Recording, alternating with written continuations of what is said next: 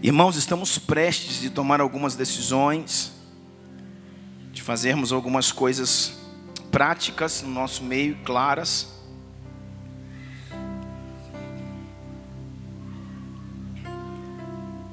Amém?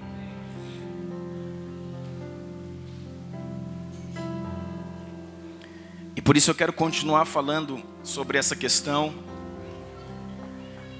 que eu comecei a falar aí nos últimos 2 domingos.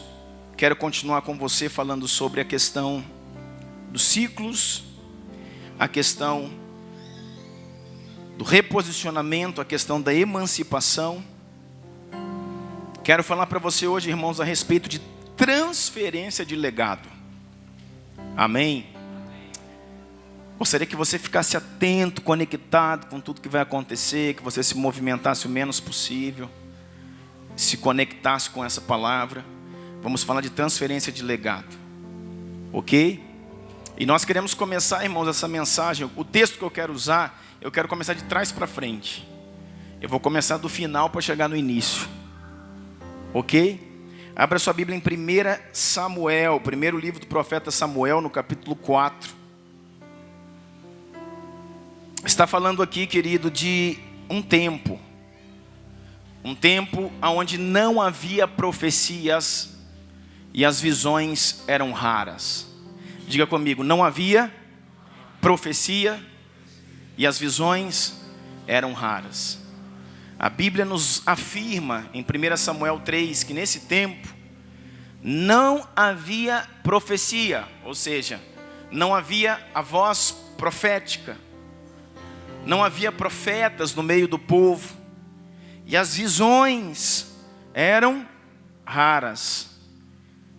E a mesma Bíblia que conta sobre isso diz que quando não há profecia, o povo se corrompe. Nós estamos num tempo, irmãos, de Eli e dos seus filhos, Ofni e Finéias. No tempo do pastor Eli, diga, o sacerdote cego, e os seus filhos Ofni e Finéias, os sacerdotes adúlteros. É isso que a Bíblia diz no livro de 1 Samuel. Que o pastor daquele tempo, o sacerdote daquele tempo se chamava Eli. Era o sacerdote Eli. E ele era um homem que engordou, ou seja, ficou pesado. Isso fala de uma movimentação vagarosa. Ele não se movimentava, ele não trabalhava, ele não servia ao Senhor como precisava. Então ele se tornou inchado, gordo, pesado. Ele não era, ele se tornou, sabe, pela sua ociosidade, ele se tornou pesado.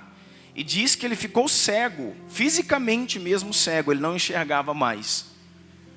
Esse era o pastor Eli. E os seus filhos, Ofni e Finéias, o que faziam Ofni e Finéias? Eram jovens que comiam das gorduras que eram do Senhor. Quando se fazia um sacrifício, irmãos, o que acontecia? Quando se entregava um sacrifício, um animal era sacrificado a Deus, as gorduras daquele sacrifício era do Senhor. O Senhor havia pedido isso. E depois que as gorduras eram derretidas, né, naquela panela onde aquela carne estava sendo ali cozida, e aquelas gorduras derretidas, subia o cheiro da gordura ao Senhor. Então aquela carne ali que depois ela ia para o fogo, ia, sabe, para a churrasqueira mesmo. O sacrifício do cordeiro ou do novilho, comiam daquela carne que já tinha sido oferecida ao Senhor, e o Senhor recebeu aquele sacrifício. Comiam daquela carne o sacerdote e o ofertante. Só que as gorduras eram diga, gordura é sempre do Senhor. Era a primeira parte, era o mais precioso. Já botou uma picanha na chapa, irmão? Aquela de 2 dedos assim, sabe? 2 dedos de faixa de gordura. Aí na hora que a gordura começa a derreter e pingar no carvão assim, faz tss, tss, aí sai o cheiro do churrasco. Aí numa rua inteira você sabe assim, estão fazendo churrasco aqui. E vou te dizer, tá? Eu sou um bom churrasqueiro, irmão. Vou te dizer, um churrasco, irmãos, uma carne que não tem gordura, não cheira nem perto a uma carne que tem uma boa gordura, porque é a gordura que dá o tchan do churrasco. É a gordura que dá o cheiro da carne, que puxa a essência. A gordura cai no carvão ali, faz o fogo subir. Consome o holocausto. A gordura do Senhor. Só que Hófni e Finéias comiam da gordura que era do Senhor. Era a melhor parte. Eles diziam, nós somos sacerdote mesmo. Por que é tudo para Deus? Por que a gente não pode comer isso aqui também? E o que mais que eles faziam? Eles dormiam com as donzelas, com as jovens, com as virgens da igreja, na porta do templo.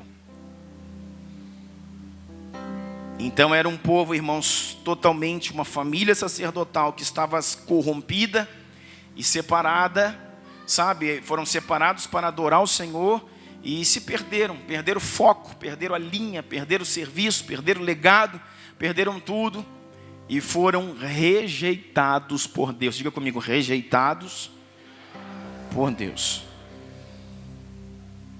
O Senhor faz no livro de 1 Samuel, o Senhor libera um decreto muito forte falando para Eli. Dizendo assim, Eli, eu separei o teu antepassado. Quando fala do teu antepassado, está falando de Arão. Teu antepassado, seus pais. Por quê? Porque ele vinha da descendência do primeiro sumo sacerdote de Israel, que era o Arão, que era o irmão de Moisés, está lembrado? Então da descendência de Arão veio os levitas, né? Veio a tribo de Levi, né? Veio os sacerdotes. Algo que você tem que entender também, querido, é que todo levita são descendentes da tribo de Levi, mas todos os sacerdotes são descendentes de Arão.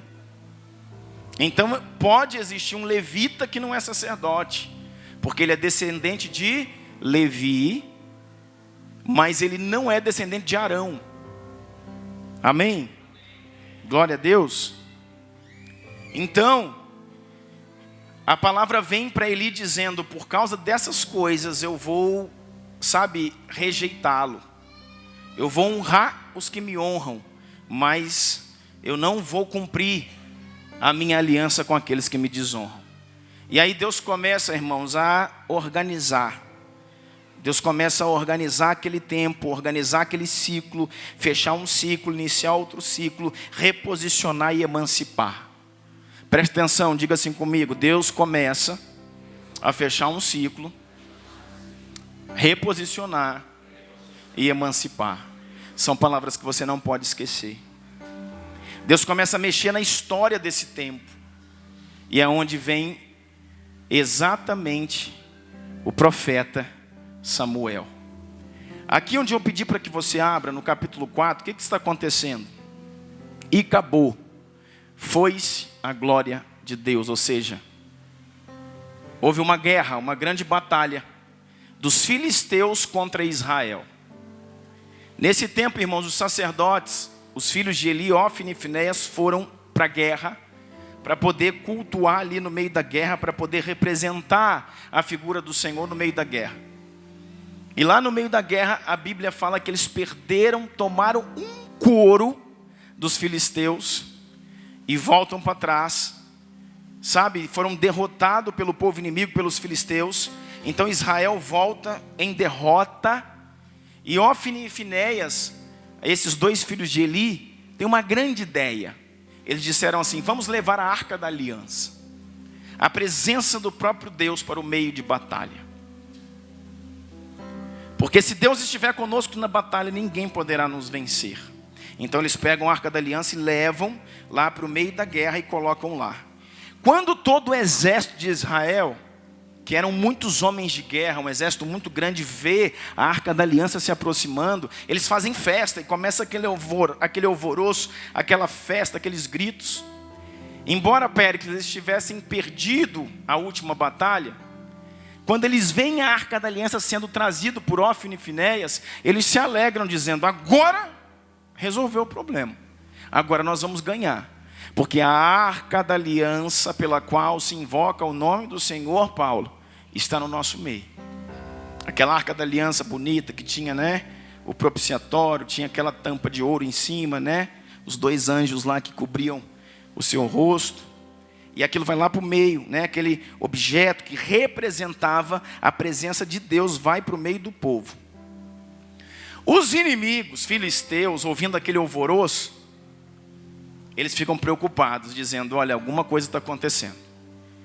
Porque eles acabaram de perder uma batalha, estava todo mundo arrasado, triste, derrotado, arrebentado. E nós estávamos convictos de que a vitória era nossa. Porém agora há júbilos de alegria no meio do povo de Israel. Será que há reforços? Chegou mais soldados? Alguém vem e fala assim: não, a arca da aliança está no meio deles. E esse povo, os filisteus, começam a tremer. Começam a ficar com medo porque, irmãos, já sabiam a história da arca da aliança. Daquela, sabe, que desde o início sempre esteve no meio de Israel. E eles conheciam o Deus de Israel. Aquele Deus de Israel que abriu o mar vermelho, aquele Deus de Israel que derrubou as muralhas em Jericó, aquele Deus de Israel invencível. Mas deixa eu falar uma coisa para você, irmãos. Ali havia um espírito no meio dos filisteus. Preste atenção. Havia um espírito no meio dos filisteus que dizia assim para eles: a arca da aliança está lá, porém o Senhor não está com eles. Você já pensou nisso, irmão? Na gravidade, na consequência de uma palavra dessa? Parece Sansão quando sai para lutar com os filisteus, acostumado a fazer isso. Ele vinha sozinho lutar com inúmeros soldados, uma tropa inteira. E a Bíblia diz que o Espírito de Deus se apossava dele. E ele lutava e vencia, como venceu, né, outras vezes, 3.000 filisteus. Só que um dia Sansão saiu. E diz a Bíblia assim: e não sabia Sansão que o Espírito de Deus não era mais com ele. Você tem certeza que o Espírito de Deus é com você? Amém. Eu tenho, irmão. Eu tenho certeza. E você precisa ter essa certeza. Você precisa ter essa certeza que nas suas guerras, irmãos, você não está sozinho. Você precisa ter essa certeza, irmãos, que você está em acordo com os princípios da palavra, em devoção com aquilo que Deus pede. Nenhuma guerra, nenhuma luta, nenhum inimigo, irmãos, te será por inimigo. Só que aquele povo sabia, irmãos, dos pecados de Eli. Aquele espírito que foi ali, sabe, e aquele espírito é um espírito maligno, está delatando aos filisteus os pecados de Israel, dizendo: ó, esse povo tem um pastor que é cego, e um pastor tão ocioso que ele ficou pesado e ele ficou cego. Ele não vê mais, os filhos deles tomam da gordura do Senhor, dormem, prostituem com as mulheres, e tá brabo o negócio ali. Aí que acontece? Os filisteus ficam sabendo, a arca de Deus está lá, mas Deus não está. Então, irmãos, atrevidamente, porque o diabo ele é atrevido, o diabo é persistente. Se você desiste, ele não desiste. O diabo ele não desiste, o diabo é persistente, o diabo é atrevido. Ele falou: vamos atacar. E os filisteus atacaram. E mesmo com a arca da aliança lá, irmãos, morre Ófni e Finéias. E o povo de Israel toma a maior sava, como dizia minha avó Nélia, uma coça. Tomou-lhe uma coça, irmão, de acordo. Eles perderam feio a batalha. Mulheres perderam seus esposos, filhos perderam seus pais nessa guerra, muitos jovens morreram. Foi dizimado, irmãos, o exército de Israel. E sabe o que aconteceu, irmãos? A arca do Senhor foi capturada, a arca do Senhor foi levada pelos filisteus para o templo de Dagom. Você está entendendo isso? Sabe o que acontece no templo de Dagom? não é para esse lado que eu quero ir, é para o outro lado. Mas eu quero só deixar um detalhe para você. Essa arca que não lutou por Israel, essa arca no qual Deus ali não estabeleceu nada, Deus ficou quietinho e o povo de Israel perdeu, essa arca vai colocada dentro de um carro, de uma carroça, e os filisteus levam essa arca como um despojo de guerra, como um presente de guerra, e põem lá dentro do templo de Dagon, que é na cidade dos filisteus, na capital dos filisteus, dentro do templo de Dagon, de frente. Eles vêm colocar os pés assim de Dagon. Sabe quem que é Dagon, irmãos? Dagon é o sereio.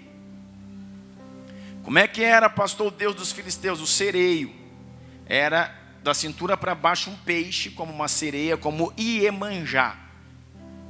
Era da cintura para baixo um corpo de peixe, só que da cintura para cima um homem, forte, másculo, né? Com um brasão na mão, era um homem. Então tem a sereia que você conhece. E pensando nisso, irmãos, não coloque sereia na sua casa, não dê sereia para os seus filhos, é diabólico, é símbolo pagão e satânico. Não assista desenho de sereia, não ponha brinquedos de sereia na mão das suas filhas. Ah, mas é bonitinho, o capeta fica bonitinho, irmão, às vezes, lindinho, põe até lacinho. Porque a Bíblia diz, não sou eu que digo não, a Bíblia diz que ele se disfarça de anjo de luz. O diabo se disfarça. Aí você compra e leva uma coisa tão bonitinha, o desenhozinho, é Hollywood, é tal, e leva para sua casa e colocou uma entidade dentro da sua casa. Então o sereio, irmãos, o Dagon está lá. Aí é colocado a arca no pé dele. Sabe o que acontece? Eles colocam lá, os filisteus estão bombando, felizes, vencemos Israel, ainda trouxemos o maior presente, o maior símbolo, o maior ícone de um povo, que é a arca da aliança ou arca do testemunho, pelo qual se invoca o nome do Senhor. Aquilo ali era famoso entre as nações, irmãos. A arca que hoje nem está mais no nosso meio, Deus, irmãos, levou ela está lá na eternidade. Para você ver a nobreza desse objeto, e ela está lá no templo de Dagon. Dagon está aqui, e botou a arca no pé dele, e eles saíram de lá. Quando eles voltaram, irmãos, os sacerdotes de Dagon voltaram no outro dia para cultuar Dagon. Dagon, irmãos, estava caído, o poste-ídolo estava caído, de peito no chão, diante da arca, e os seus braços cortados. Ai, meu Deus. Irmãos, a arca não defendeu um povo em quebra de aliança, mas defendeu a si mesmo. Sabe o que Deus estava dizendo? Eu ainda luto as minhas próprias guerras. Eu ainda luto as minhas próprias guerras. Eu não preciso de nenhum povo, de nenhum homem, de nenhum rei, de nenhum sacerdote. Eu ainda sou por si mesmo. Por si mesmo eu ainda sou o grande eu sou. Eu sou quem sou, eu sou o que sou, eu sou o grande eu sou. Eu sou Yahvé, Criador dos céus e da terra. Eu sou Yeshua, o Cristo de Deus. Irmãos, a própria arca olhou para o Dagon e jogou o Dagon no chão e arrancou os seus braços. E eles foram lá, irmão, colaram, arrumaram, botaram o poste ídolo no lugar de novo, bonitinho, organizaram e deixaram lá. Quando voltaram, irmãos, no dia seguinte novamente, o Dagon estava no chão de novo. Só que Deus dessa vez arrancou um braço, arrancou o outro e arrancou a cabeça. Decepou a cabeça do diabo, do sereio. E falou, não há sereio, não há sereia, não há principado, não há entidade, não há demônio, não há força que fique de pé diante do meu poder.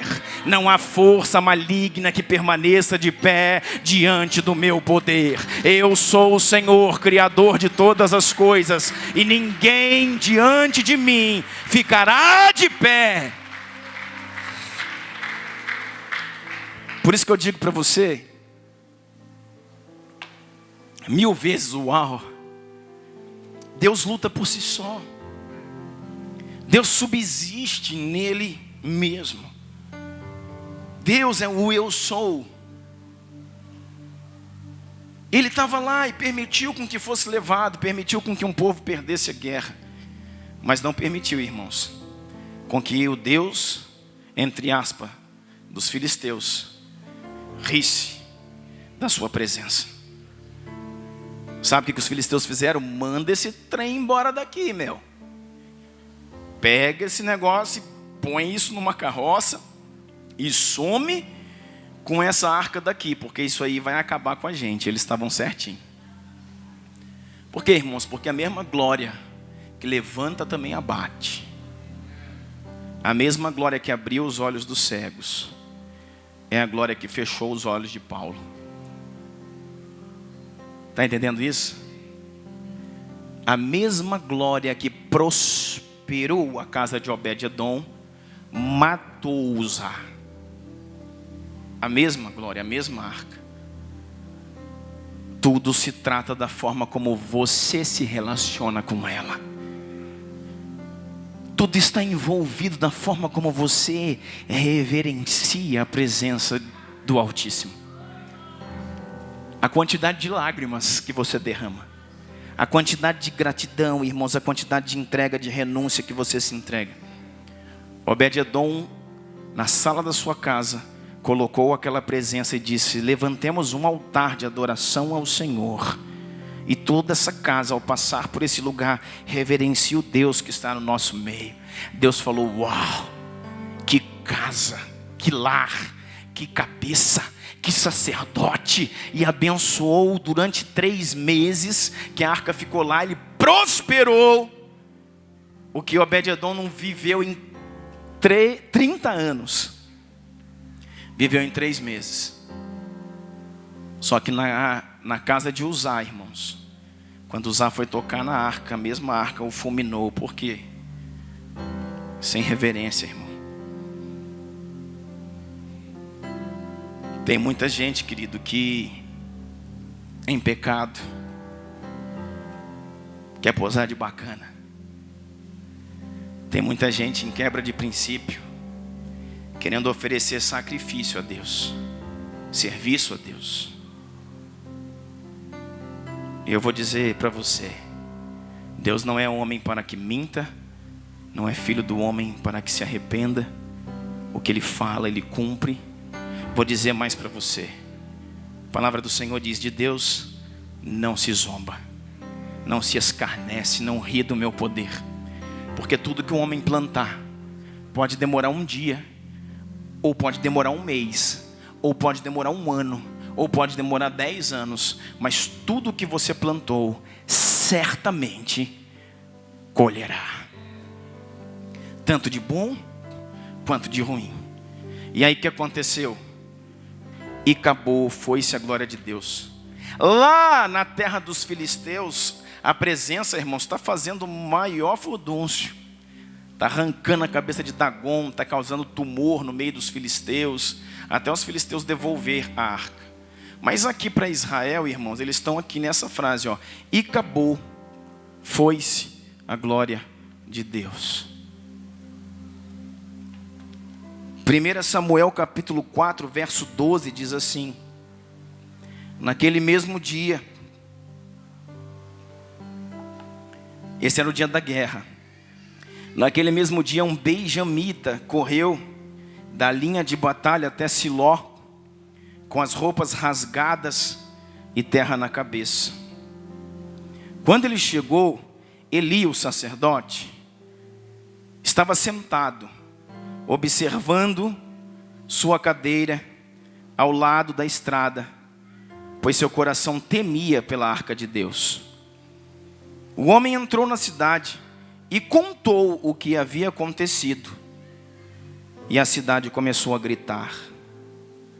O homem, o mensageiro, o benjamita, entrou na cidade. Ele é o mensageiro que está vindo da guerra, e contou o que havia acontecido, ou seja, Ofni, Finéias morreram, a arca foi roubada. A cidade começou a gritar, houve pranto na cidade. Eli ouviu os gritos e perguntou: o que significa esse tumulto? O homem correu para contar tudo para Eli. Eli tinha 98 anos de idade. Seus olhos estavam imóveis e ele já não conseguia enxergar.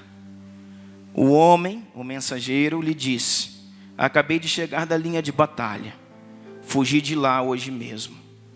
Ele perguntou: o que aconteceu com meu filho? O mensageiro respondeu: Israel fugiu dos filisteus. E houve uma grande matança entre os soldados.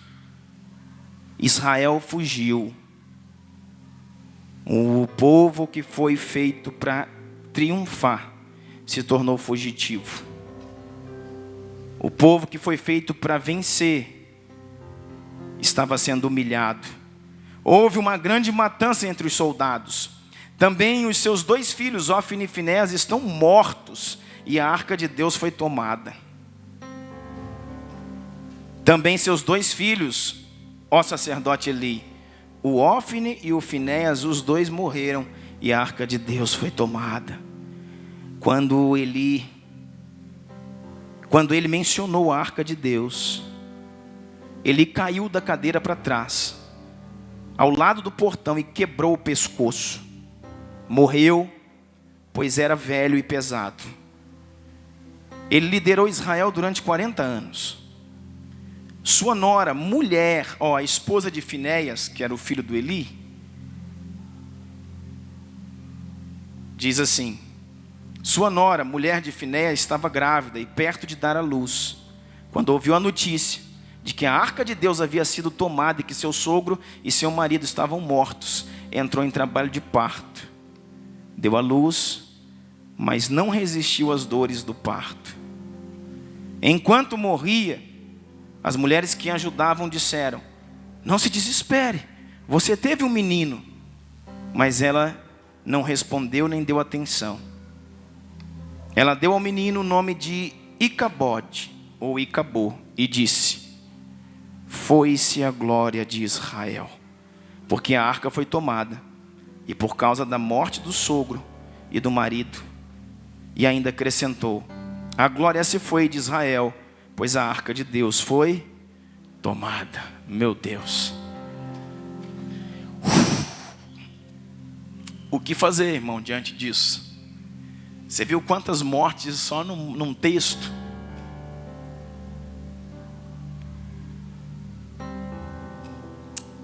Detalhes do texto. Eli julgou Israel por quantos anos? 40 anos. No qual, grande parte desse percurso, ele já estava cego, e os seus filhos já escarneciam do Senhor, e Deus já estava avisando. Irmãos, esse é o tempo de nós trazermos a arca de volta. Sabe o que eu penso no Brasil às vezes, irmãos? Que nós estamos vivendo esse tempo, o tempo de Icabode, ou de Icabô. O tempo em que a glória de Deus, sabe, se foi. Tanta luta, irmãos, tanta crise, tanta dificuldade, tanto sofrimento, tanto problema, tanta coiseira. Você vê jornal, você não consegue nem assistir os jornais.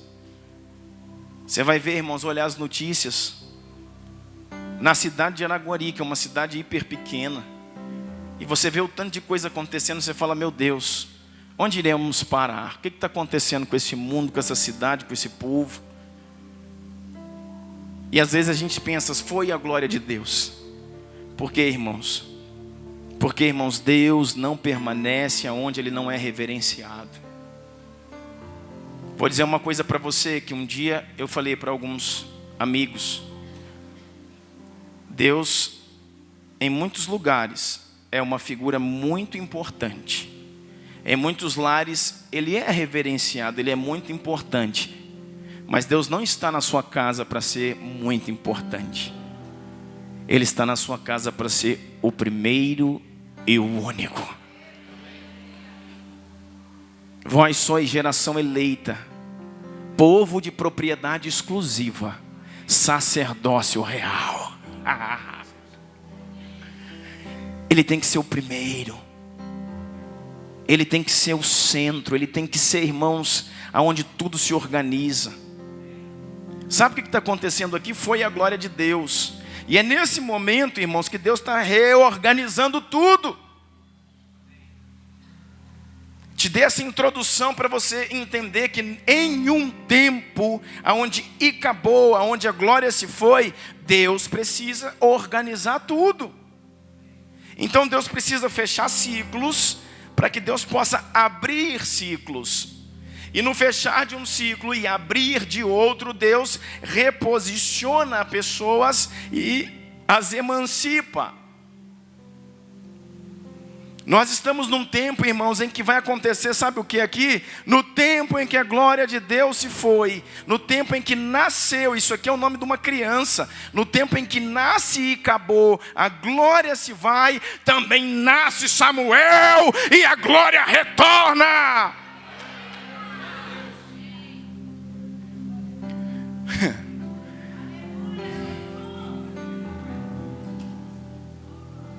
Obrigado, Jesus.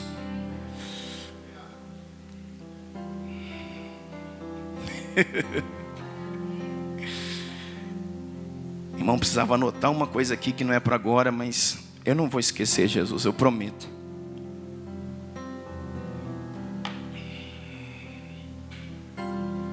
No tempo em que acabou está nascendo, a glória de Deus está indo. Samuel também está nascendo, porque a glória de Deus irá retornar.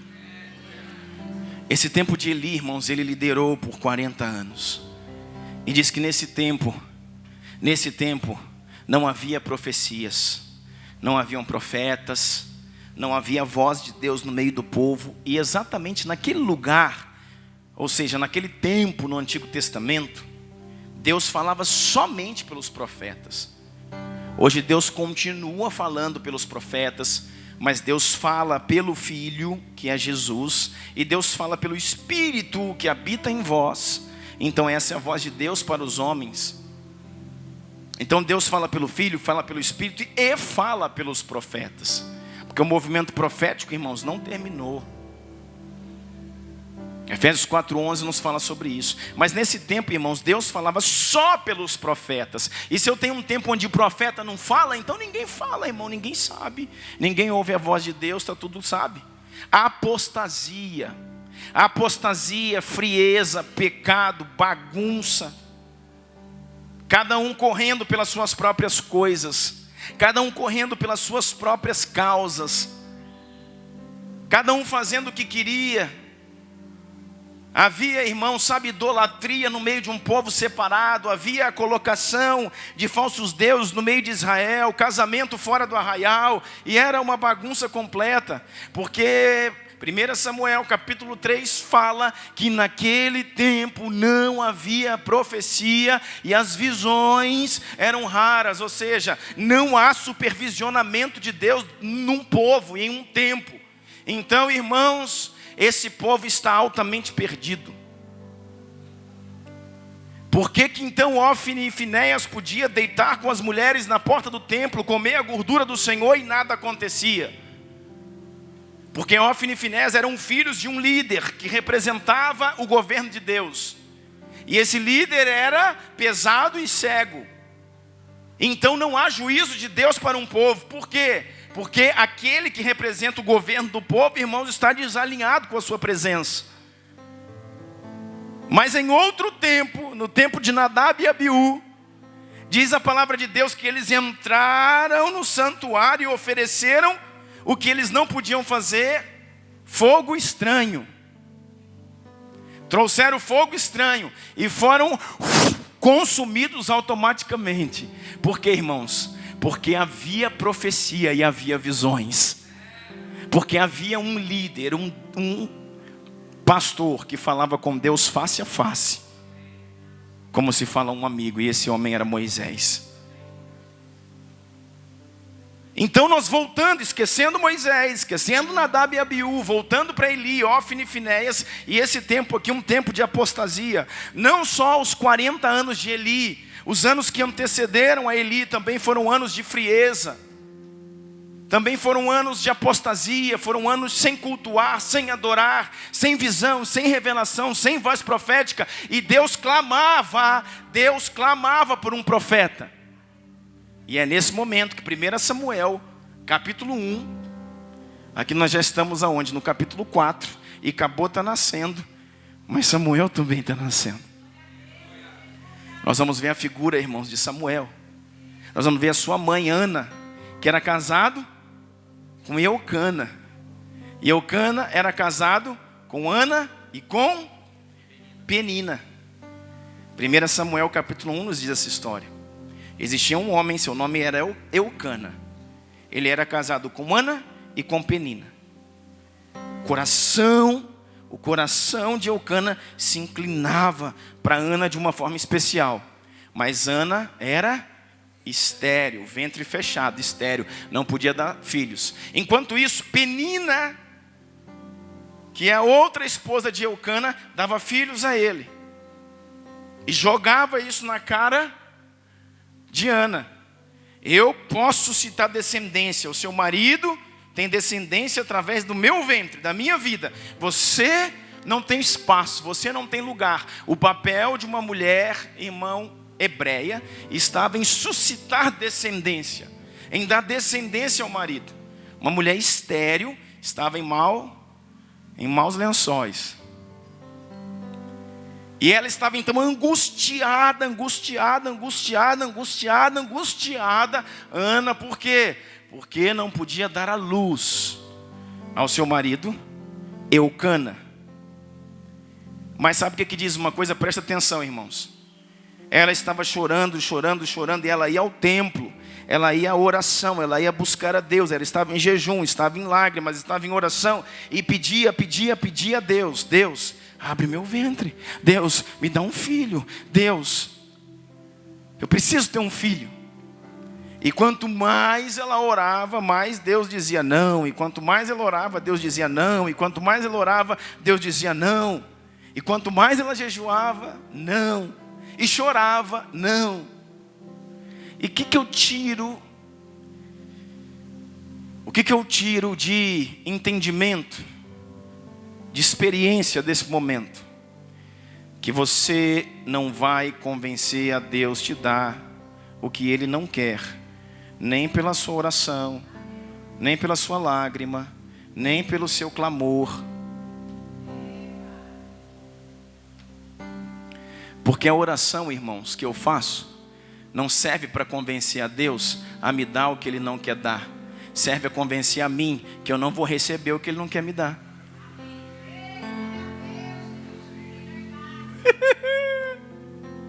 Você entendeu? A oração, Paulo, não serve para convencer a Deus a me dar o que Ele decidiu não me dar. Serve para convencer a mim que eu não vou receber aquilo que eu estou pedindo, porque essa é a vontade de Deus e o melhor para mim. Mas sabe por que Deus não dava para Ana o que ela pedia? Porque a Bíblia também diz assim: olha, vós pedis e não recebeis, porque pedis mal. Diga, porque pedis mal. Cara, você precisa saber pedir. Você precisa saber pedir. Você precisa saber orar. Pedis, a Bíblia fala isso. Pedis, insistis, chora, grita, pedi e não recebe. Por quê? Porque pede mal. E quando a Bíblia fala sobre isso, pedir mal, o que é pedir mal que a Bíblia fala? Porque você pede mal. O que é pedir mal que a Bíblia fala? Para esbanjar, para sustentar o seu umbigo. Você só sabe pedir para os seus próprios interesses. E essa oração é uma oração egoísta. E eu não estou muito afim de abençoá-la, nem de respondê-la, diz o Senhor. Então a oração de Ana era: eu quero um filho. Por que eu quero um filho? Para competir com a Penina. Penina já teve um filho. Penina teve filho de novo. E eu, Senhor, meu marido vai me esquecer, vai me deixar, não vai me amar mais. Porque só a Penina tem filho, eu não. Então ela queria filho para competir com a Penina. E o Senhor fala: não. Só que um dia, irmãos, ela entrou num lugar. E ela teve uma conexão de Deus. E orando ela falou assim: Deus, se o Senhor me der um filho, eu o entregarei para ti. Aí o Senhor falou: opa! Aí Deus parou, deu uma olhada e falou assim: peraí, está começando a ficar boa essa oração. Eu o entregarei para ti. Sobre a sua cabeça não passará navalha todos os dias da sua vida. Ou seja, isso é um voto de consagração de um nazireu. Aí Deus falou: uau, ele será teu. Quando desmamares, saíres do meu seio, eu entregarei para ti, e ele será teu todos os dias da sua vida. O que Deus estava procurando? O que Deus estava procurando? Naquele tempo não havia profecia, então Deus está procurando quem? Deus está procurando quem? Um profeta. Então quando Ana diz: eu te dou um profeta, aí o Senhor falou: eu te dou um filho. Toca aqui, Ana. Estamos fechados. Tá. Estamos juntos.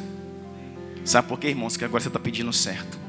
Irmãos, enquanto você não pede, enquanto você não ora o que Deus está orando, enquanto você não sonha o que Deus está sonhando, enquanto você não quer o que Deus está querendo, você só atrasa a sua vida, meu irmão, minha irmã.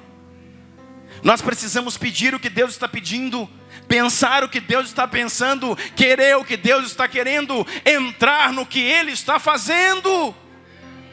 Meu Deus! Qual é a sua oração? Deus abençoa o meu negócio, Deus abençoa isso, Deus abençoa meus planos, Deus abençoa meus projetos. Deus já tem um projeto para você, e Ele já está abençoado. Deus já tem um sonho para você, e Ele já está abençoado. Deus já tem um plano, um ministério, e Ele já está abençoado. Então não cria um plano paralelo, um projeto paralelo, um negócio paralelo, e chama Deus para vir. Fala assim: Deus, me mostra o teu sonho, me mostra o teu projeto, me mostra o teu chamado. Eu entrarei nele, todas as coisas farão sentido a partir desse momento. Todas as coisas farão sentido a partir desse momento.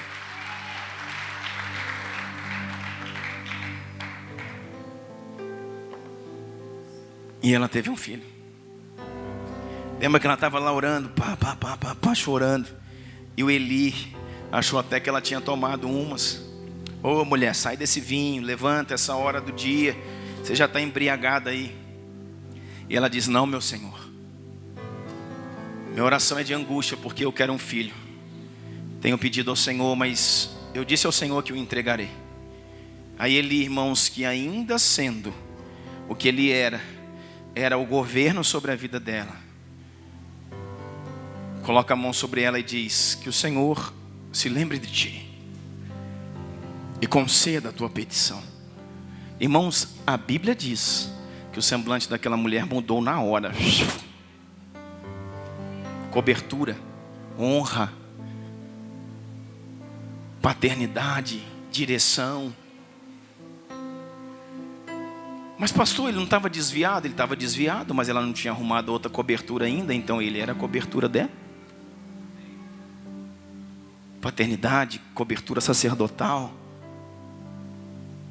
Foi para sua casa. No outro dia, dormiu com seu marido, e o Senhor se lembrou dela. Decorrido 9 meses, estava ela com o menino nos braços. Você está entendendo o que eu estou dizendo? Abre sua Bíblia aí comigo, quero te mostrar uma coisa. Meu Deus, nos deixa ser a geração que busca a tua glória mais que a própria vida. Nos deixa ser a geração que busca a tua glória mais que a própria vida. Sem ti não irei, sem ti não irei. Não nos deixe presença. Sem ti não irei, sem ti não irei. Não nos deixe sair da tua presença. Nos deixa ser. Capítulo 3 de 1 Samuel.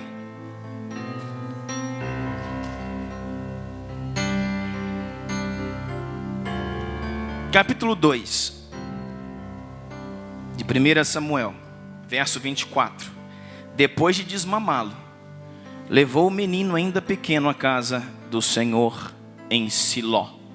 A cidade sacerdotal estava nesse momento em Siló, com um novilho de 3 anos de idade, uma roupa de farinha e uma vasilha de couro cheia de vinho. Esse menino foi entregue ao desmamar, irmãos. Dizem historiadores que ele tinha aproximadamente 3 anos de idade nesse período. Menino. Foi entregue por Ana a Eli. Lembra do Eli? O Eli cego, o Eli pesado. Lembra do Eli, pai de Ofni e Finéias? Lembra aquela casa, naquela bagunça? É aí que o menino vai ser colocado.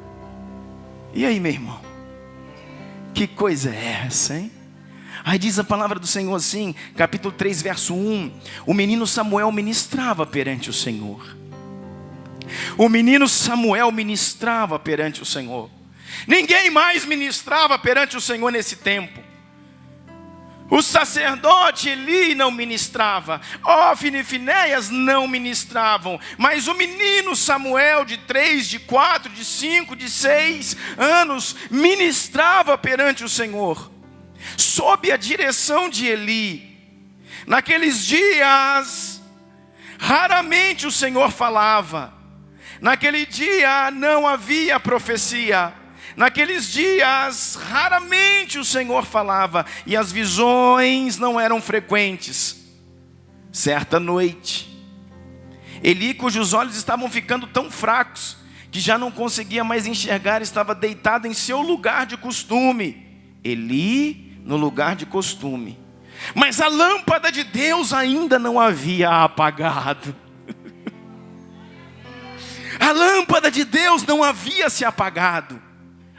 Samuel estava deitado no santuário do Senhor.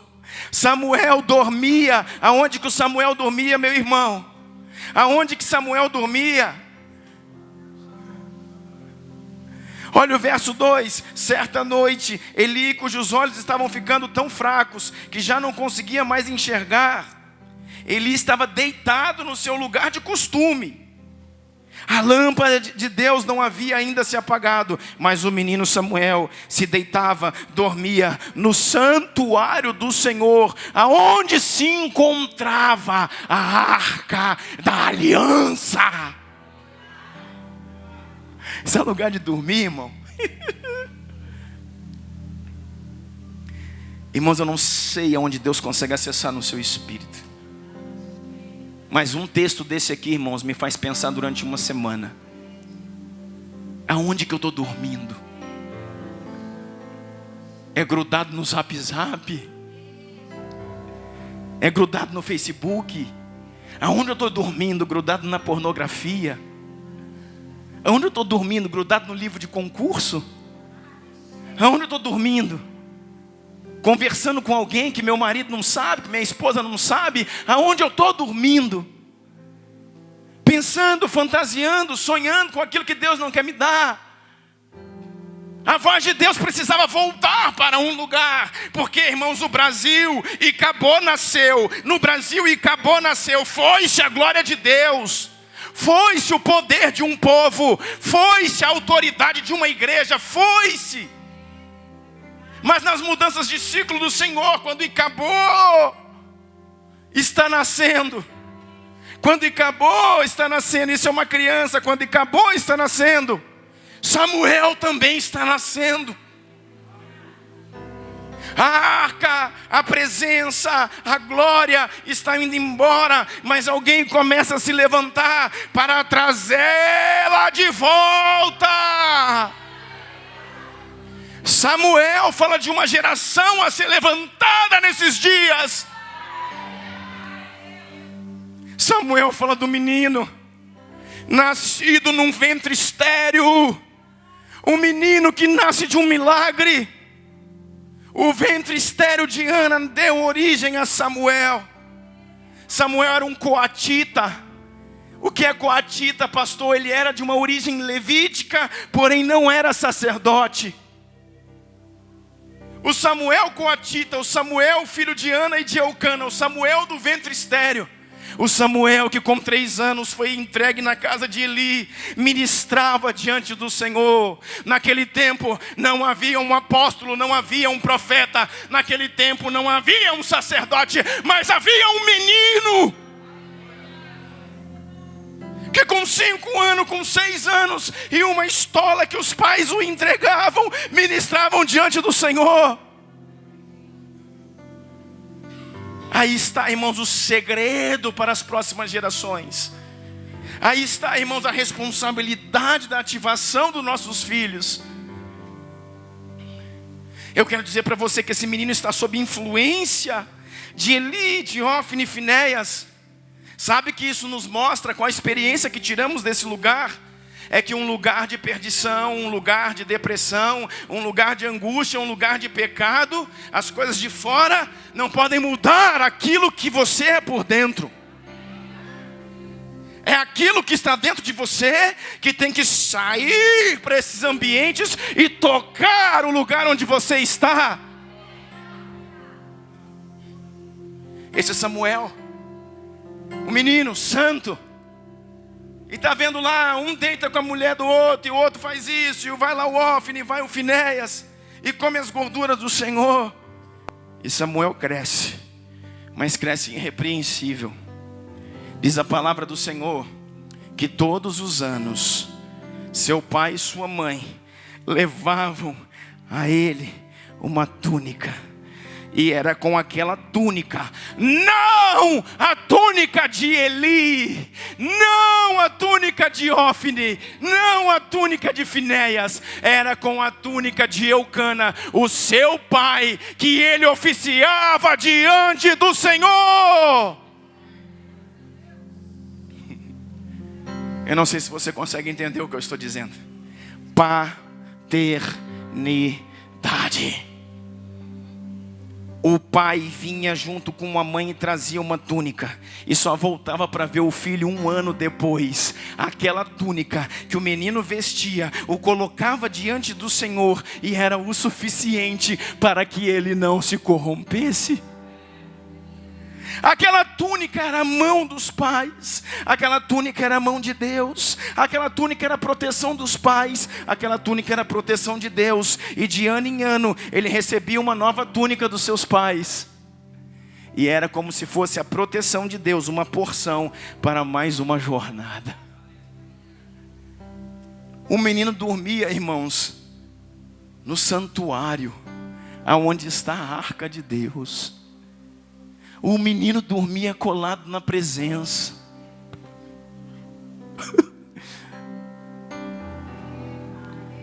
Tem tanta coisa aqui nesse texto, irmãos, que eu preciso vasculhar.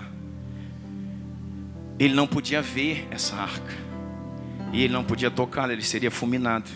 Por quê? Porque ele não é um sacerdote descendente de Arão. Ele é um coatita. Mas como que isso acontece?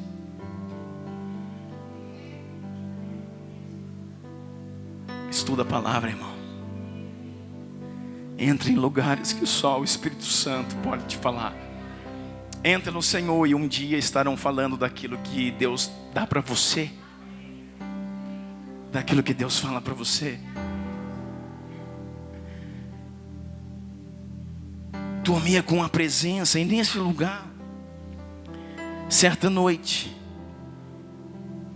3, a lâmpada de Deus ainda não havia se apagado. Samuel estava deitado no santuário do Senhor, aonde encontrava a arca de Deus. Então o Senhor chamou Samuel. Samuel. Samuel, Samuel. Ele respondeu: estou aqui.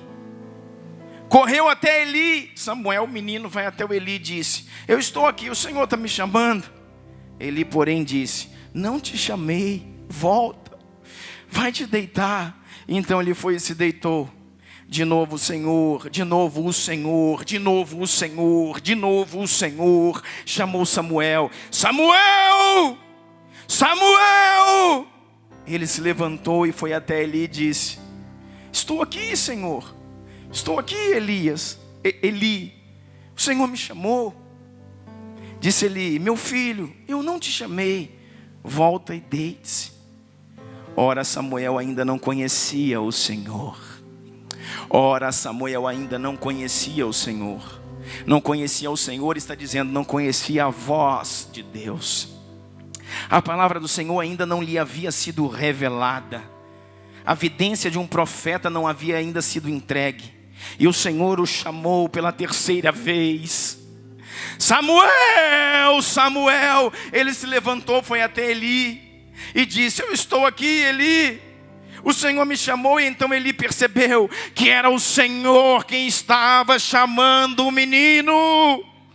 Deus não fala com Eli, Deus não fala com Ofni, Deus não fala com Finéias, Deus não fala com o profeta nesse tempo, mas Deus fala com Samuel. Se em Araguari tiver alguém disposto, Deus falará contigo. Em Uberlândia, no Brasil, aonde quer que seja, onde estiver um lugar onde a lâmpada não se apaga e onde você dorme com a presença, Deus falará contigo.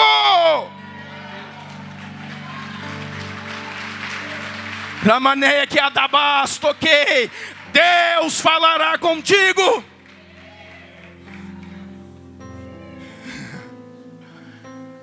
Um lugar onde a lâmpada não se apaga. Sabe o que é isso, irmãos?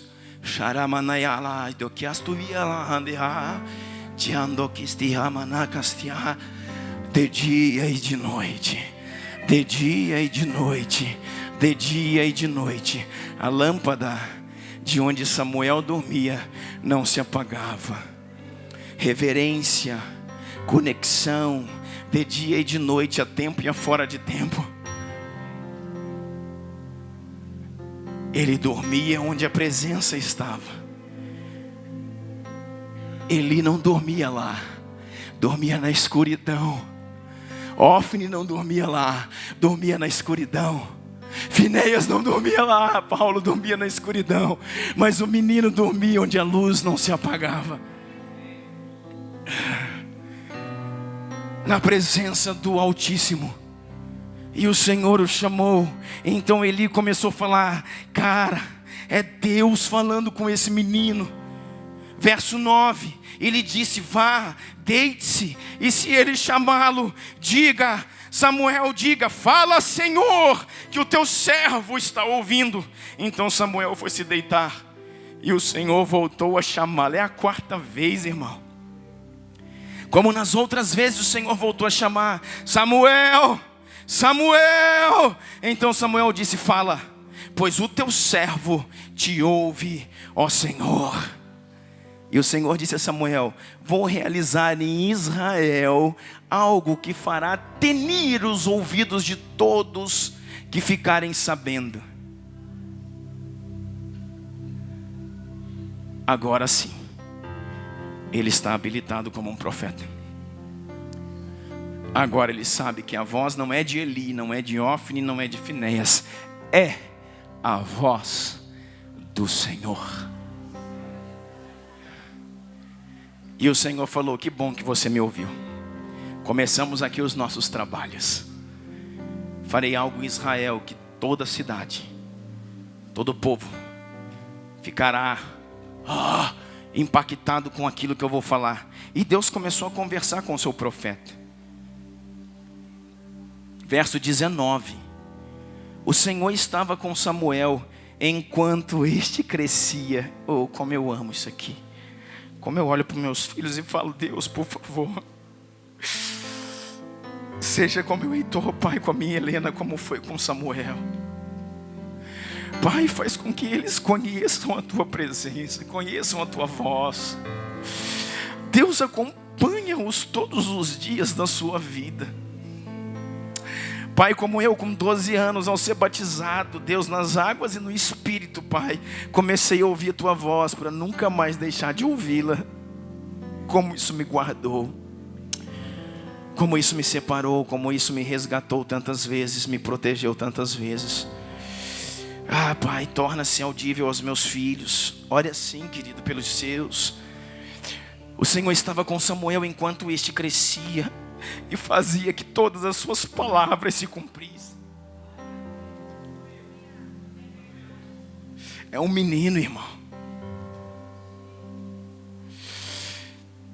O Senhor estava com Samuel enquanto este crescia. Ele não cresceu ainda, ele está crescendo.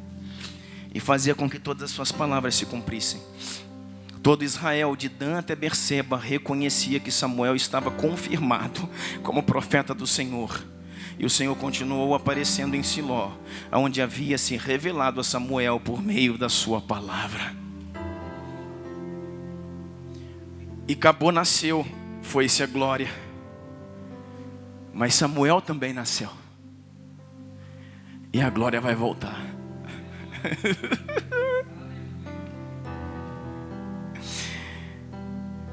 E a glória vai voltar. Irmãos, eu quero que você entenda uma coisa muito importante. Eu quero que você entenda uma coisa muito importante. Samuel é um ícone que existe entre Moisés e Davi. Se você pensar no grande homem, no grande intercessor, naquele homem Moisés e no rei Davi, o ícone que existe entre Moisés e Davi é Samuel. Samuel é simplesmente, unicamente o João Batista do Antigo Testamento. Samuel é a voz que clama no deserto. Samuel é a voz que depois de anos e anos de apostasia, anos e anos de silêncio, começa a falar em nome do Senhor. Samuel nasceu de um ventre estéril de Ana, porque era um projeto particular de Deus. Embora fosse da tribo dos coatitas, não tendo linhagem sacerdotal, foi levantado como profeta, como sacerdote e como juiz, porque Deus faz o que quer, quando Ele quer, na hora que Ele quer, e ninguém questiona o que Deus pode fazer.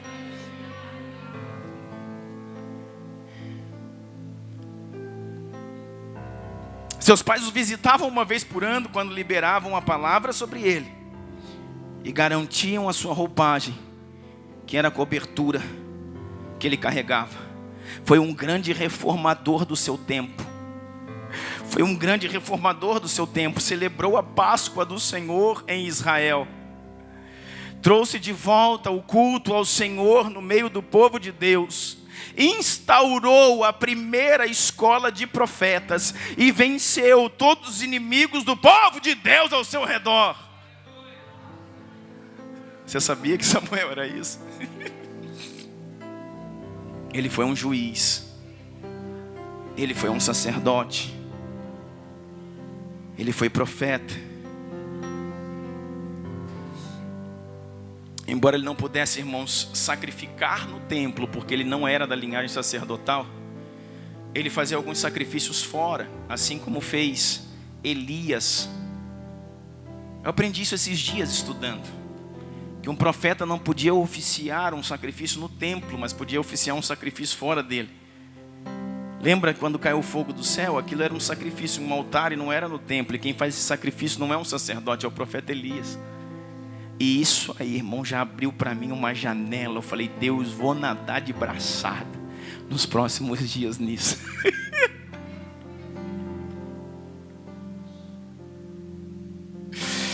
Eu amo meu Senhor. Espírito Santo, vem aqui, Deus, e nos ajuda a entender todas essas coisas. Vem aqui, Espírito Santo, e toma-nos com teu fogo, Deus. Vem aqui, Pai, envolve-nos, Pai, na tua justiça, Pai. Vem aqui com a tua glória, Deus, e nos reposiciona, Deus. Vem aqui com teu poder, Pai. Vem aqui com tua glória, vem aqui com tua chama, Senhor. Deixa o teu fogo queimar até me consumir. Deixa teu rio fluir. Deixa o teu vento soprar. Deixa o teu fogo queimar até me consumir. Deixa o teu rio fluir. Deixa o teu vento soprar. Deixa o teu fogo queimar até me consumir. Sim. Até me consumir. O fogo de Deus precisa vir nesses dias de dentro para fora. De dentro pra fora. Sim. Vem queimar em mim. De Dentro pra fora. Até me consumir. De dentro pra fora. Vem queimar em mim. De dentro pra fora. Até me consumir. da sua cidade de Ramá, na região montanhosa de Efraim, Samuel percorria anualmente um circuito de Betel, Gilgal e Mispá, julgando Israel em todos esses lugares. Viu Icabode nascer, viu a glória se ir. Viu Icabode nascer, viu a glória ir.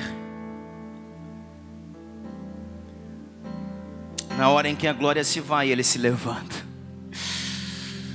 Na hora em que ninguém chorava, ele chorou. Na hora em que ninguém temia, ele temeu. Na hora em que ninguém ouvia, ele ouviu. Na hora em que ninguém acreditava, ele acreditou. Na hora em que ninguém se posicionava, ele se posicionou. Na hora em que todos disseram, está tudo acabado, ele disse, assim diz o Senhor. Eis que faço nova todas as coisas. Como eu te amo, Jesus. Quero acabar com você. No texto que eu vou ler agora, eu quero que você entenda muito bem isso. É o fechamento dessa noite. Eu penso que você não sabia quem era Samuel. Ele é simplesmente um ícone do Antigo Testamento, junto com Davi e Moisés. Diga assim comigo: fim de ciclo, início de outro ciclo, reposicionamento, emancipação. É o seu tempo. É o tempo dos filhos. Como foi falado isso nesses dias, irmãos, lá na nossa convenção. O tempo dos pais sentarem e compartilhar a instrução e deixar com que os filhos corram a carreira que lhe foi proposta.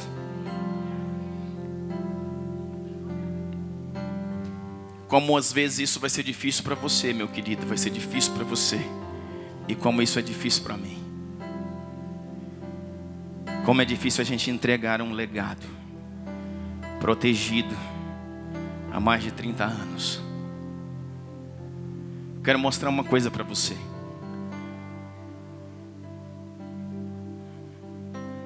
Sabe por que Icabô se foi? Sabe por que a arca se foi, melhor dizendo, e Icabô nasce? Porque um pai, Eli, os filhos, Ofni e Finéias, não respondem a um legado. Sabe o que acontece aqui, irmãos? Eu fico pensando no coração de Deus. Icabô nasceu, Samuel também nasceu. Samuel foi simplesmente tudo isso que eu falei para você nessa noite. Mas diz a palavra de Deus em 1 Samuel 8,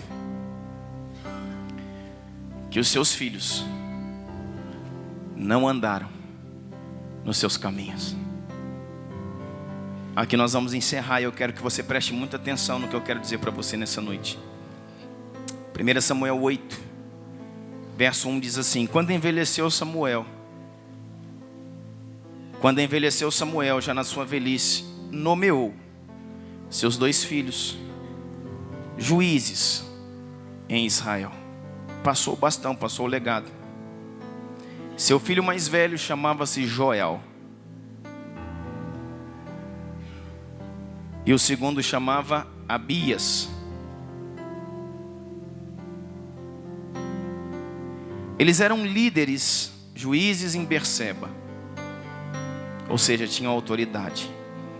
Mas os filhos de Samuel não andaram em seus caminhos. Eles se tornaram gananciosos, aceitavam suborno e pervertiam a justiça. Aqui está, irmãos, o mal que incorre sobre a terra. Legados quebrados. Quantos de vós estão aqui, irmãos, e não seguem os legados de um pai? Eu não sei se o seu pai biológico foi um bom pai, foi um mau pai, o que ele entregou para você como um legado.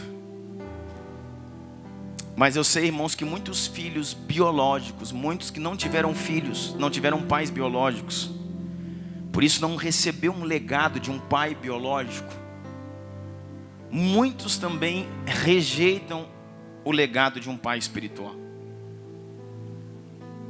Muitos não estão dispostos a receber o bastão e falar: é o meu momento da corrida. Pastor, me entrega esse bastão. Me entrega esse ministério. Me entrega esse lugar. Eu vou correr com toda a minha força, com todo o meu fôlego, com toda a minha vida, até fazer esse bastão chegar na mão do meu sucessor. Pastor, me permita participar dessa tão nobre ministério, desse tão nobre ministério. Me permita pegar nessa corrida de revezamento, que é a corrida, irmãos, da nossa vida. Me permita pegar esse bastão e correr por um tempo, que seja alguns meses, talvez alguns anos. Eu sei que vai chegar um momento, daqui a 1 ano, daqui a 2, talvez daqui a 3, não sei, que esse bastão cairá na mão de uma outra pessoa, e ele continuará aquilo que o Senhor me passou, e aquilo que eu estou integralmente repassando a uma outra geração. Mas por favor, me permita pegar esse bastão, me permita fazer parte de um momento desse, me permita fazer parte de um ministério, me permita honrar o meu Senhor, me permita honrar o seu legado, honrar o seu esforço. Quantos de nós, irmãos, não queremos isso? Quantos de nós queremos ir, irmãos, de culto a culto, de reunião a reunião, ouvindo uma boa mensagem e falar: cara, foi top, hein? Que massa, que palavra bacana, que revelação, mas sem se envolver com aquilo, sem se dar com aquilo, sem se sacrificar com aquilo ali. Por isso, irmãos, o Brasil entrou onde entrou. Por isso a sua casa, a sua família entrou onde entrou. Deixa eu falar uma coisa para você. Talvez agora na sua mente você pensou assim: minha família vai bem, pastor. Irmãos, o que eu mais tenho visto são filhos de pastores criados dentro de igreja, e agora com seus 14 anos, essa é a média, 14 anos, eles estão desviando do evangelho. Sabe por quê? Meninos que sabem a Bíblia mais do que o pai. Meninos, escuta o que eu estou falando, que eu estou falando como profeta essa noite. Meninos que sabem a Bíblia mais do que o pai, porque foram criados desde 3, 4 anos de idade, da idade da minha Helena, em escola dominical, em sala, em classe de escola, na igreja, até 14, 15 anos. Meninos que sabem a Bíblia mais do que os pais. Meninos que ouviram, que participaram, que foram isso, que foram naquilo. Mas agora, irmãos, eles têm 15, 16 anos, não são mais o menino do papai, é um homem. 16 anos é um homem, 17 anos é um homem. E o pai deu instrução, mas o pai não deu o legado. O pai não impartiu a missão. Sabe o que o menino desse pensa? O que eu faço com esse tanto de informação? Eu sou quase um historiador da Bíblia. Eu sou um teólogo de 17 anos de idade, daí. O pai, irmãos, não impartiu a paixão. O pai viu os seus filhos com 7, com 8, com 10 anos crescerem na igreja, mas na igreja e no celular. Na igreja e jogando bola na igreja. Na igreja e rindo, batendo papo, conversando. Eu quero dizer para você, não sou extremista não. Meu filho está nessa idade, está nessa pegada aí. Eu tenho um voto com Deus nesses dias, irmãos. Deus, inclina o meu filho à adoração. Eu quero ver ele babar de chorar pela tua visitação. Visita o meu filho em línguas espirituais. Deus, dilata o poder do Espírito sobre a vida dele. Irmãos, o que me manteve muitas vezes vivo numa faculdade não foi o que eu sabia, foi o que eu carregava. Não foi o que eu entendia, não foi o que eu aprendi. Foi aquilo que estava dentro de mim, que foi gerado, impartido no início de tudo, não pelo pai, nem pela mãe, pela minha avó. Aquilo que foi impartido dentro de mim. Que com 17, 18 anos numa faculdade, diante daquilo tudo, eu podia dizer, ah! E começar a orar em língua, irmãos, nos jardins da escola, da faculdade, Ramandara, Kadoremaná, Castomanai, Deus. Legado. Esses meninos de 16, 17 precisam de legado. Aqui está a sua missão. Comece a ministrar. Assuma a bateria, ela é sua. Comece a tocar. A escola dominical é sua, não mais como aluno. Você está estudando, tem 17 anos, 18 anos, vai ensinar. Comece a ensinar, essa sala é sua. Essa bateria é sua, no culto de domingo ela é sua. Entrega a missão. A missão, irmãos, vai trazer a ele a responsabilidade de correr a corrida que lhe foi proposta. Amém. Nossos filhos estão com 16, com 17, com 18, com 19, com 20 anos, irmãos, assistindo. Eles não querem mais assistir. Eles estão dizendo, cadê a minha espada? Cadê o meu escudo? Cadê a minha batalha? Davi foi assim, Daniel foi assim, José foi assim, todos antes dos 20. Cadê o meu gigante? Uma missão.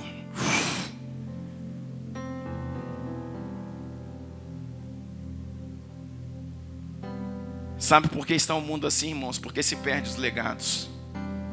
Eu tenho um legado para passar para você nesses dias. E não depende de Deus fazer. E nem depende de mim. Depende de você dizer, eu quero. Dá na minha mão. Eu vou fazer. O Senhor me ajuda. O Senhor me ajuda. Eu vou correr essa corrida, pastor. Eu vou me preparar. Eu vou me preparar, mas não é para assumir. Eu vou pegar agora. E enquanto eu corro, eu vou acabando a minha habilitação. Sabe o que diz a Bíblia, irmãos? Joel e Abias, os filhos de Samuel. O que eles eram?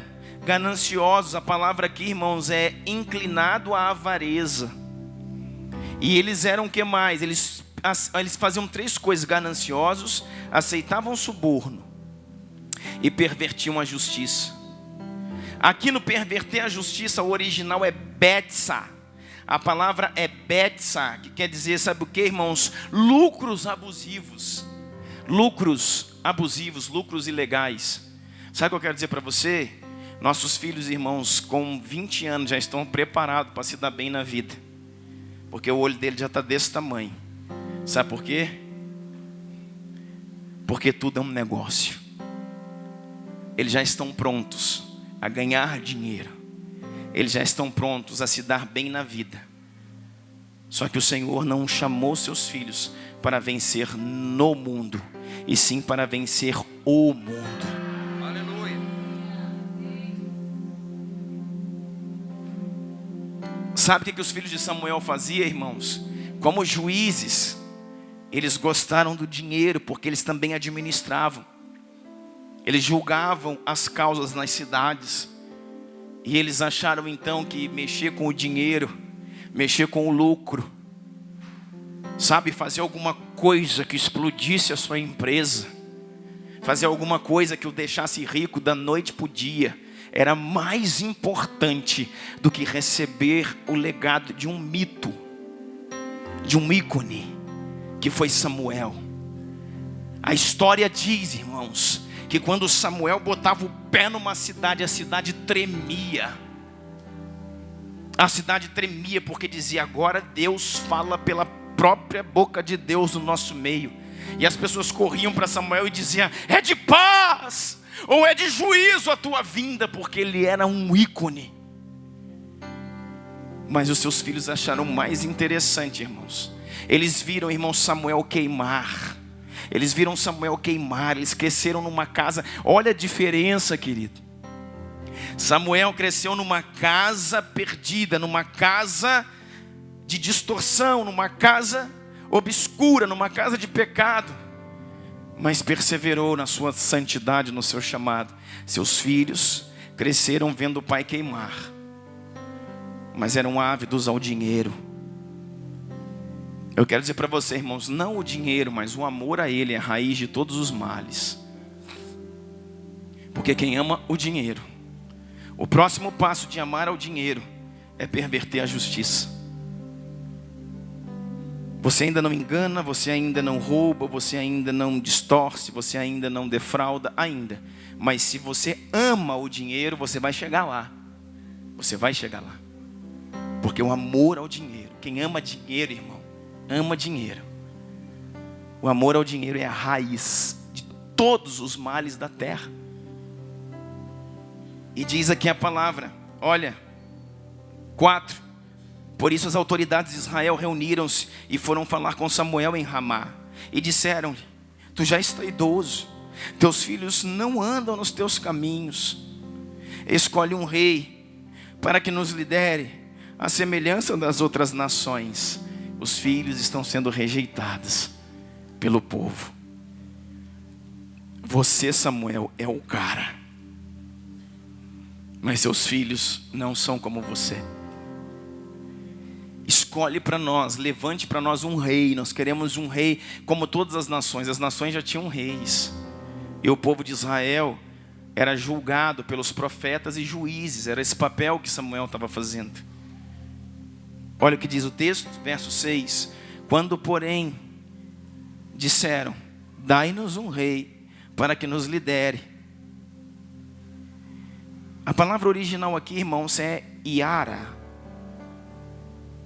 Samuel entristeceu tão profundamente. A palavra original, eu gosto de puxar isso aqui, Iara, significa tremer na sua carne. Samuel entristeceu tão profundamente a ponto de tremer.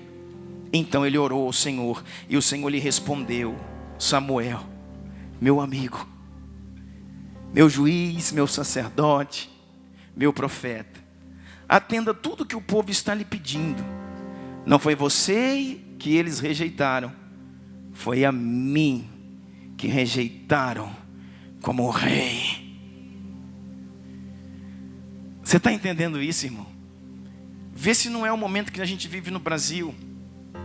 O povo rejeita Deus, porque os filhos da igreja não carregam os legados dos pais. O que acabou, irmãos, com os avivamentos? que acabou com os avivamentos? Estude a história dos avivamentos. O que acabou com a história dos avivamentos? A falta de passagem do bastão, a falta de passagem da missão, a continuidade daquilo que se fez em um tempo. O que está fazendo do Brasil, irmão, se tornar essa nação? Aquilo que o Brasil foi há um tempo atrás, do evangelho simples, genuíno, verdadeiro, que queimavam pelo Senhor. Esse bastão foi tentado passar, mas sabe, teve insucesso. E aqueles que assumiram o bastão, os profetas, os juízes, os pastores, amaram mais o lucro do que ao Senhor. Amaram mais o lucro e perverteram a justiça. Os proclamadores da justiça pervertem a justiça. E uma comunidade, uma nação caminha para o caos. O Senhor falou para ele: é a mim que eles estão rejeitando.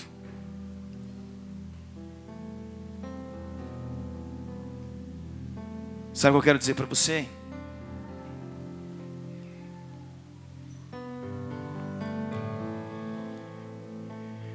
Esse é o momento, irmãos, ímpar que nós estamos vivendo como igreja. Ou a igreja resolve tomar os bastões daquele que com lágrimas, lutas, posicionamento trouxe até aqui. Ou novamente, irmãos, e acabou, irá nascer, e novamente irá a glória de Deus. Nós precisamos nesse tempo receber o legado. Joel e Abias, filhos de Samuel, não andavam nos caminhos do pai. Sabe qual é o problema aqui? Não é questão de paternidade, porque tem muitos pais que não dão destino aos filhos, mas tem muitos filhos que rejeitam o legado do pai. Tem muitos filhos há muito tempo, aqui eu estou terminando, tem muitos filhos há muito tempo crescendo e vendo o pai queimar, crescendo e vendo o pai ensinar, crescendo e vendo o pai servir a mesa, crescendo e vendo o pai, mas até agora não atentaram, dizendo: passa para mim, eu estou pronto, esse é o meu momento, deixa eu correr essa corrida, deixa eu lutar essa batalha no seu nome, deixa eu enfrentar esse inimigo, conta comigo. Um dia um menino, filho de um grande homem, menino, filho biológico de um grande homem que construiu, irmãos, um ministério maravilhoso no Brasil. É uma das referências que eu tenho de pastor no Brasil. O pai estava chorando depois de uma palavra que fala de continuidade, que fala, e ele chorava assim no púlpito, no pé do púlpito, chorava dizendo: meu Deus. E o menino de 7 anos, o tamanho do Heitor, chegou para ele, bateu na cabeça dele assim, chorando também, falou: pai, pai, pai. E o pai dele olhou e ele falou: não chore. Enxugou as lágrimas do pai. 7 anos. Quando o Senhor morrer, eu continuo tudo que o Senhor começou.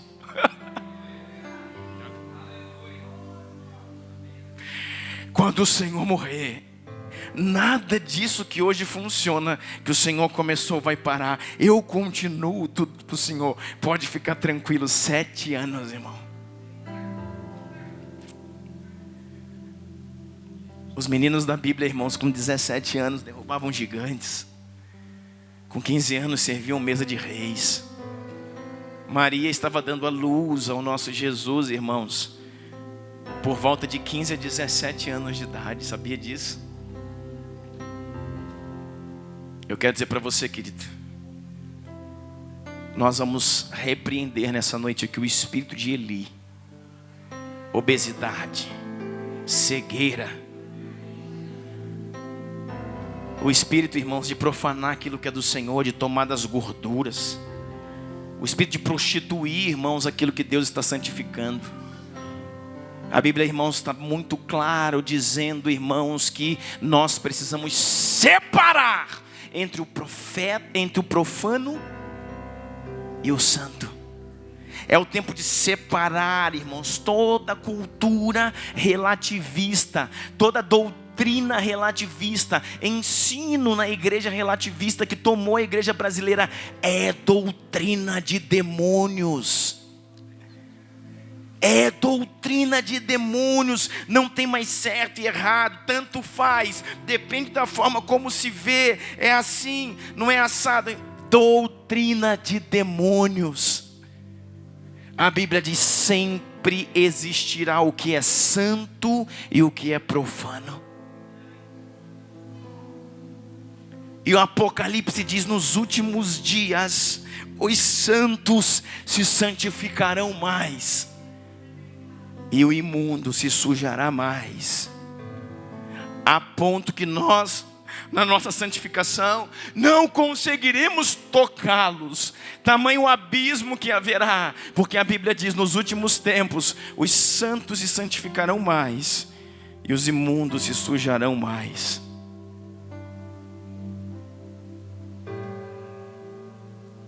Esse é o tempo, irmão, da gente definir a nossa vida. Esse é o tempo da gente combater o bom combate.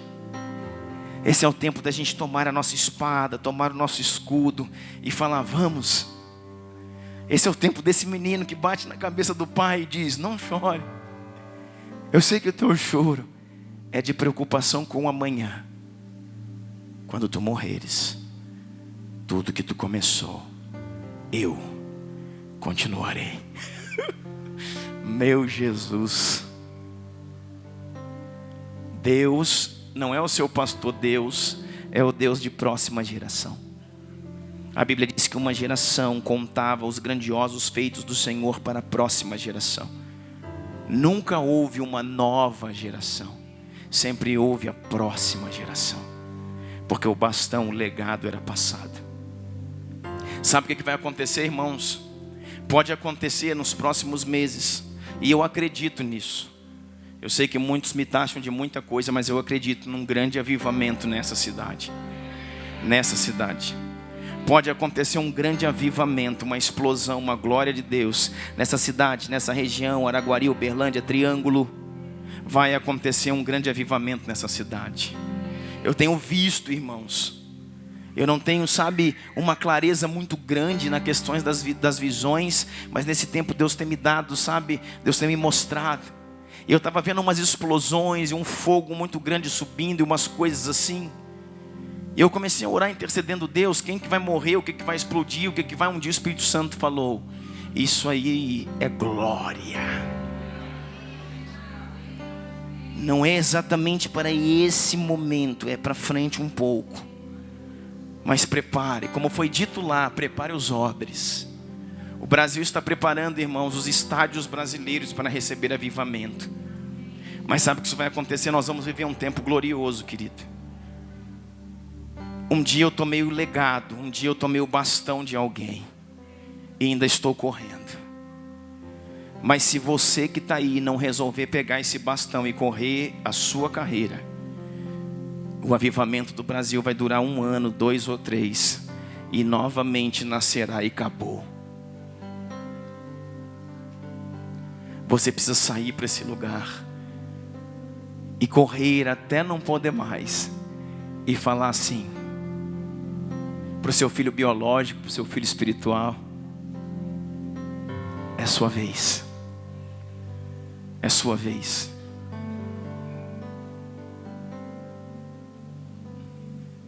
Sabe o que eu penso, irmãos? Por que nós precisamos acelerar essas coisas? Eu quero pregar até no mínimo 90 anos. E eu falo para Deus: Deus, se eu não tiver condição de pregar, não me deixa, pode me levar embora. Eu não quero ver os dias parado numa cama, olhando para alguma coisa, vendo um filminho, olhando para a praia. Se eu não tiver mais condições de subir num púlpito e liberar a tua palavra, pode me levar embora. Mas eu quero dizer uma coisa para você.